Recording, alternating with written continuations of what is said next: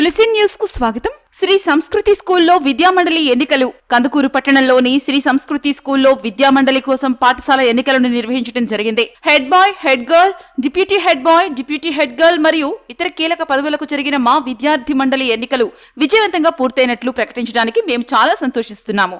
ఈ సంవత్సరం మా ఎన్నికల ప్రక్రియ సాంప్రదాయ పద్ధతులు మరియు ఉత్సాహభరితమైన విద్యార్థుల భాగస్వామ్యం యొక్క ఉత్తేజకరమైన మిశ్రమంతో గుర్తించబడింది. ఈ విద్యామండలి ఎన్నికలకు అధ్యాపక సభ్యుల అప్రమత్తమైన పర్యవేక్షణలో ఎన్నికలు నిష్పక్షపాతంగా జరిగాయి.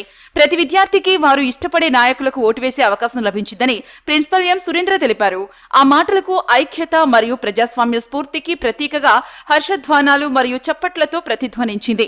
ఈ కార్యక్రమంలో చైర్మన్ కొంకా చంద్రశేఖర్ గారు మీ ఓటు మీ గొంతు మన భవిష్యత్తు అనే నినాదంతో ఈ ఎన్నికలు కేవలం నాయకులను ఎన్నుకోవడమే కాదు, ఇది బాధ్యత, క్రమశిక్షణ మరియు ఐక్యతకు ఒక వేడుకని నిజాయితీ మరియు గర్వంతో పాల్గొన్న ప్రతి ఒక్కరికి ధన్యవాదాలు తెలిపారు.